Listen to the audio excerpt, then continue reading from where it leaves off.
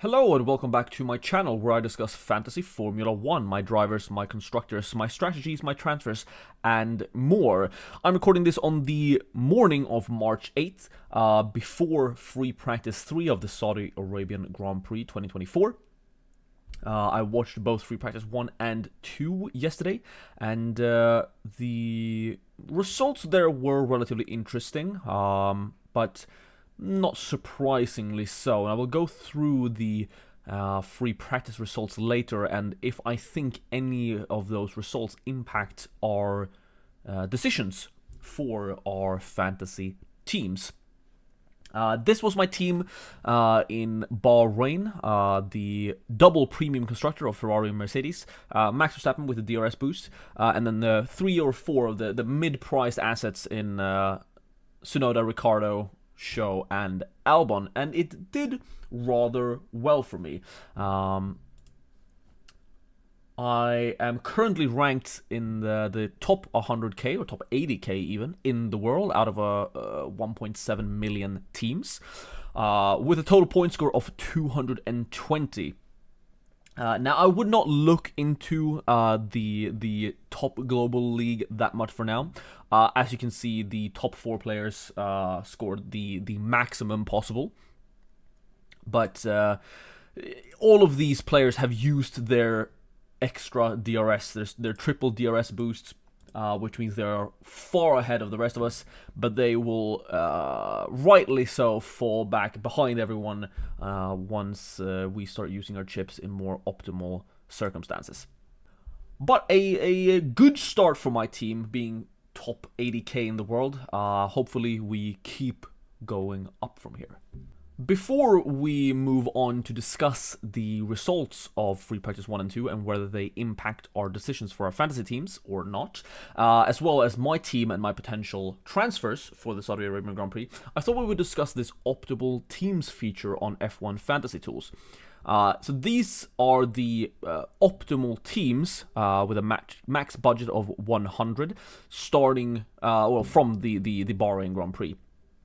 And as you can see here, it is briefly something I discussed in my initial video where I discussed going for a Max Verstappen-less team. It is this Redbull Ferrari super combo. I thought I had a premium combo in Ferrari and Mercedes, but the Red Bull and Ferrari combo.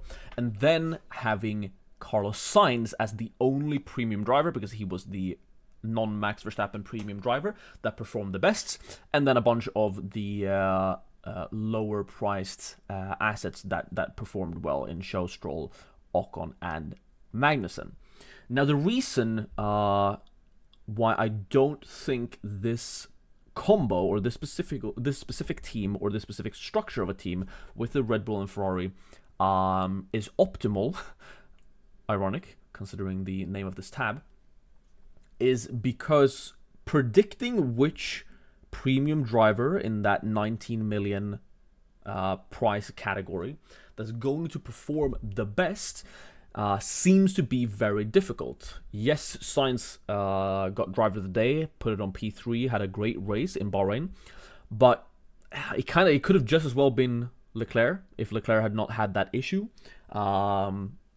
It could have been George Russell if they had had a slightly better race pace for that day.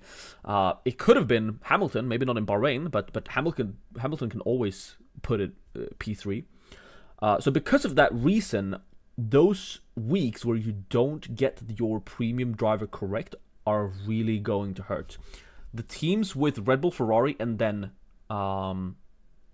Leclerc or Hamilton actually scored less than my team with Verstappen, Ferrari, and Mercedes.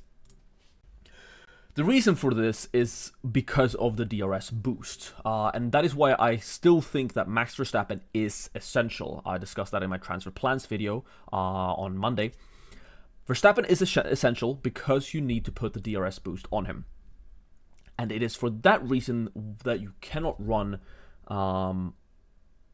you can run, but it's very risky to run a Red Bull Ferrari dual constructor because you cannot fit Red Bull, Ferrari, and Max Verstappen into a team yet. And that is important, and I will get to that later. But these were the optimal, the optimal team, the team that scored the best at Bahrain. But I don't think it is the best going forward. I do think if you manage to luck out and you run Red Bull, Ferrari, and then you have your 2 times DRS boost on one of the 19 million drivers, and you manage to transfer between different 19 million drivers, you go from, you had Sainz last week, this week you get Hamilton, and Hamilton puts it P2, or similar. I believe you will outscore Verstappen teams every week.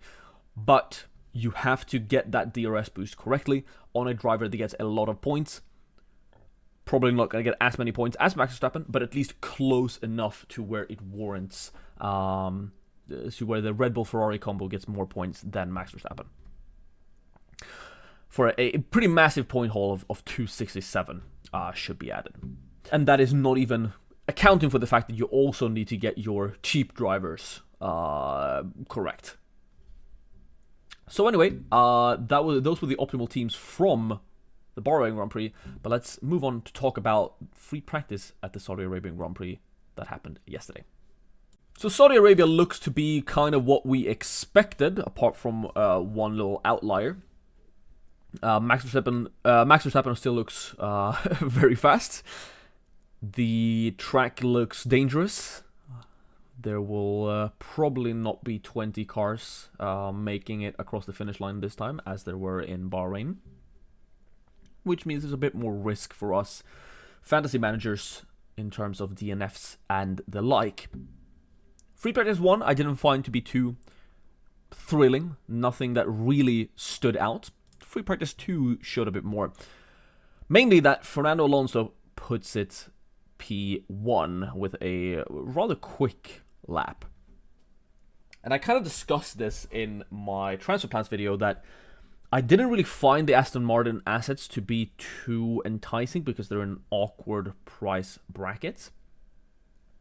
But, and this is a big but, they are hard to overlook.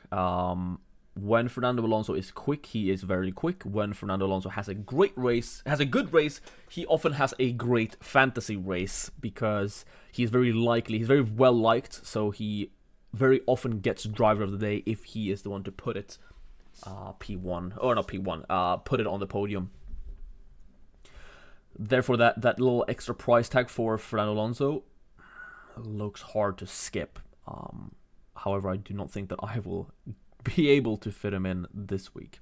Other things of note, McLaren don't look great. Their premium price point above the likes of Ferrari and Mercedes don't seem worth it this week, so I would not be looking at McLaren assets.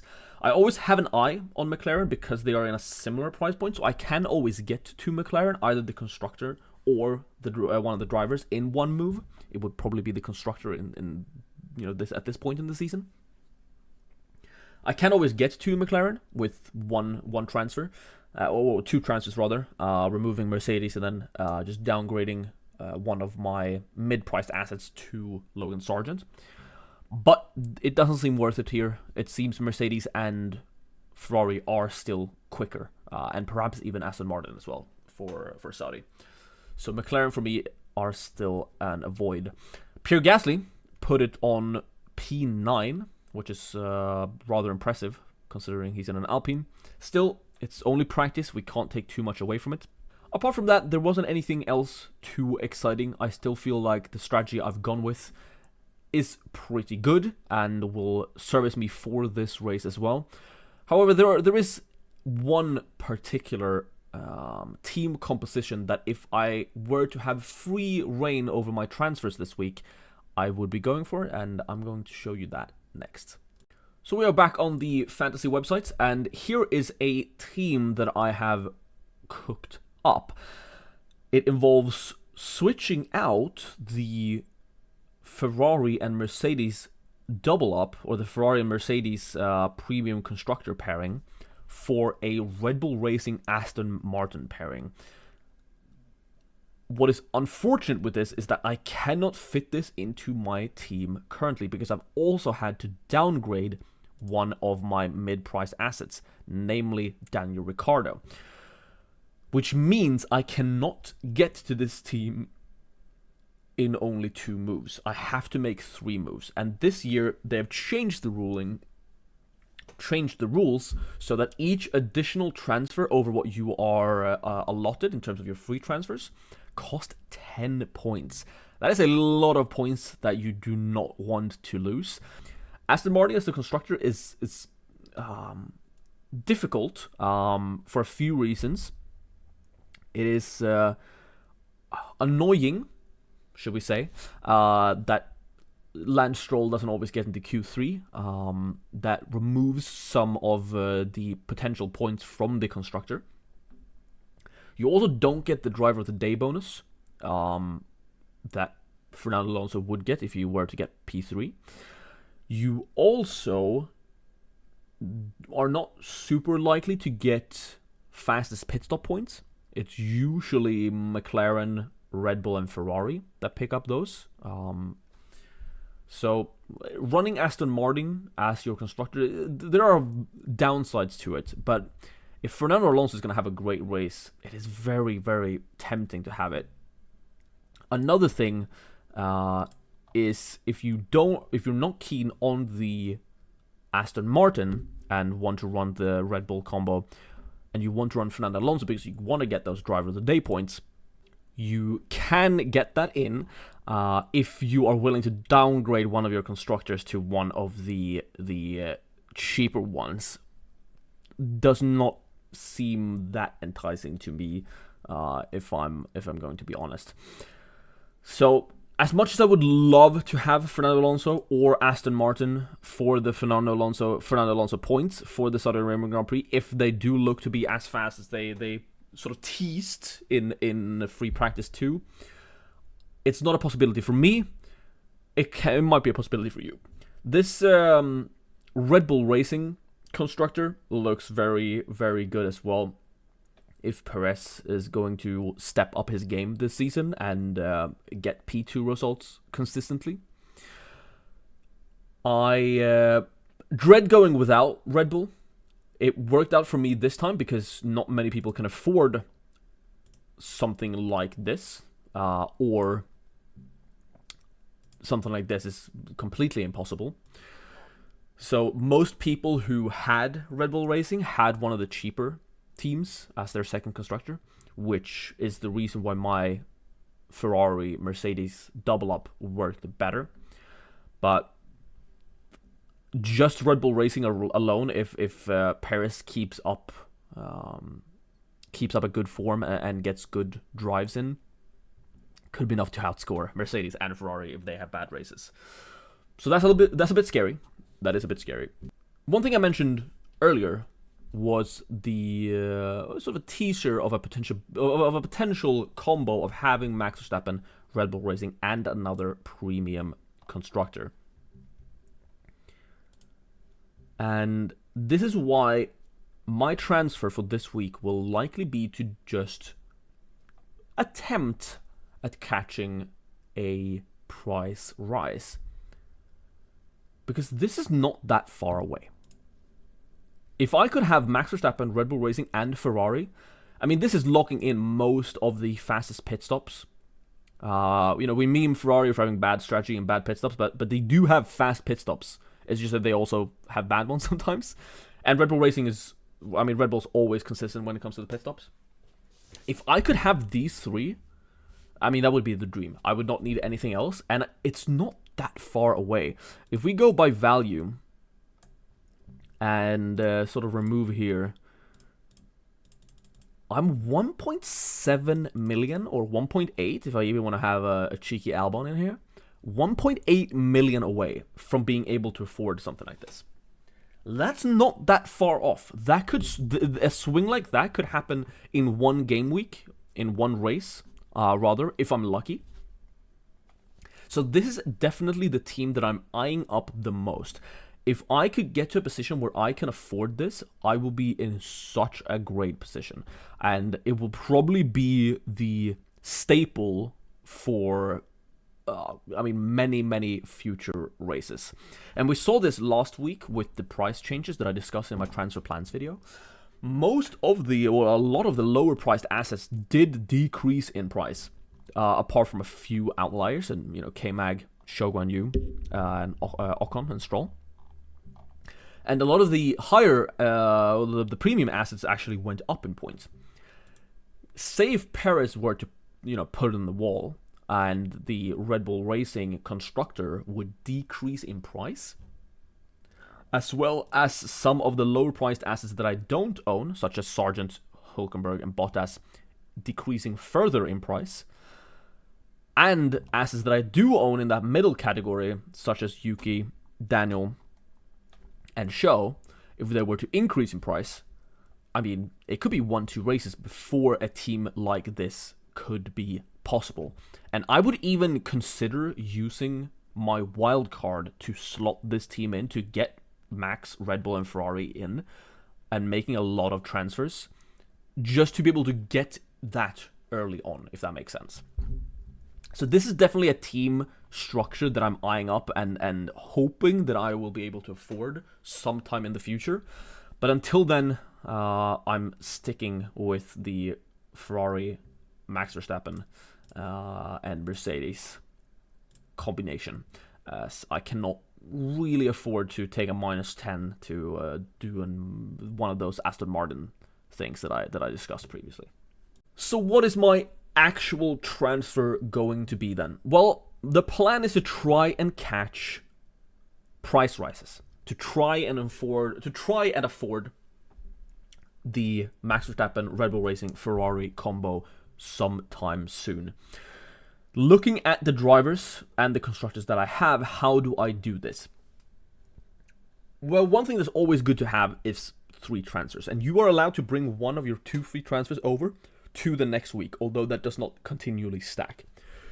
This means that if I want to make a lot of transfers going into next race, I would preferably like to save 1 transfer. But using 1 transfer is almost completely free, and especially early on in the season, I feel like you should be using that 1 free transfer to try and catch price rises. And make sure you bring 1 free transfer over for each of the races in case something big, such as maybe Aston Martin, pops up in the future. So what drivers am I predicting will rise in price after the Saudi Arabian Grand Prix? Well, we briefly discussed him earlier, and that is Pierre Gasly. Pierre Gasly put it P9 in FP2, and the Alpine did not look like a complete tractor. Perhaps they will still be completely useless. But even when they are completely useless, they still got 6 and 7 points, which is pretty good. Ocon rose in price by 0.5 million, whereas Gasly went down 0.1 million, which means that there are now 0.6 million between them. And I think this is because of their pick rate. But that makes me more inclined to pick up Pierre Gasly here. Because if he has a decent race, I do think he will rise up and try and chase after Ocon's price. Which driver do I sell then? Well, I'm completely capped out, so I cannot sell anyone that is cheaper than Gasly. Also, Albon and Shaw. It has to be one of the RB boys. And if I had to pick one of the RB boys, it would have to be Danny Rick here. For the same reason that I discussed earlier on in my transfer plans, where I did discuss the Pierre Gasly transfer. And that is that Daniel Ricciardo is so highly owned that even when he gets points, he goes down in price. And Yuki Tsunoda went down just 0.1 more, even though he got negative points. So I feel like Yuki Tsunoda, out of the 2 of them, is more likely to rise in price, whereas Danny Rick is more likely, if he gets another 4 or 5 pointer, he is very likely to go down in price again. I'm sort of using the points they got last week as a baseline for how many points they need to get to rise or decrease after the Saudi Arabian Grand Prix. And, Yuki Tsunoda just needs to get positive points and he will not decrease, whereas Daniel Ricciardo got 5 points and still went down in price. Yes, you could argue the same for Gasly here, but I mean, Esteban Ocon is just too expensive, and I don't see him rising that much again. Maybe I'm wrong. Another option that I was eyeing up is Valtteri Bottas. Shogun, you went up 0.5, Bottas went down 0.2, but that was mainly due to his disastrous, what was it, minute-long pit stop. However, he is also owned by roughly 30%. So I feel like they are very similar, Pierre Gasly and Valtteri Bottas. I'm not going to buy both. It is either or, but I'm pretty certain that the driver making way for either of them will be Daniel Ricciardo. I will base my final decision on Free Practice 3 and just vibes. It feels better to fill out the cost cap, but I feel like Pierre Gasly and Valtteri Bottas are near identical in terms of how, you know, their potential points and how much they're gonna get. Perhaps because Valtteri Bottas is less owned, he's more likely to rise in price. He needs to get less points to rise in price. And at this point, I'm just looking at price rises to try and afford Ferrari and Red Bull Racing as my constructors. So I haven't decided yet. It's either Valtteri Bottas or Pierre Gasly. We will see after Free Practice 3. I will post a comment underneath this video telling you which one I ended up going for. But it's definitely going to be Daniel Ricciardo making way for either of the two. That will leave me with one free transfer carrying over into in 2 weeks' time. And will allow me to make some larger structural changes should I feel the need to do so, such as bringing in an Aston Martin if they looked really, really good in Saudi Arabia, and if they look to continue that on at this first half of the 2024 Formula 1 season. So yeah, thank you so much for watching. If you did, if you have any questions regarding anything I discussed or anything I didn't discuss, please feel free to leave a comment about it and just ask it. Yeah, thank you so much for watching, and I'll see you again for the next Grand Prix.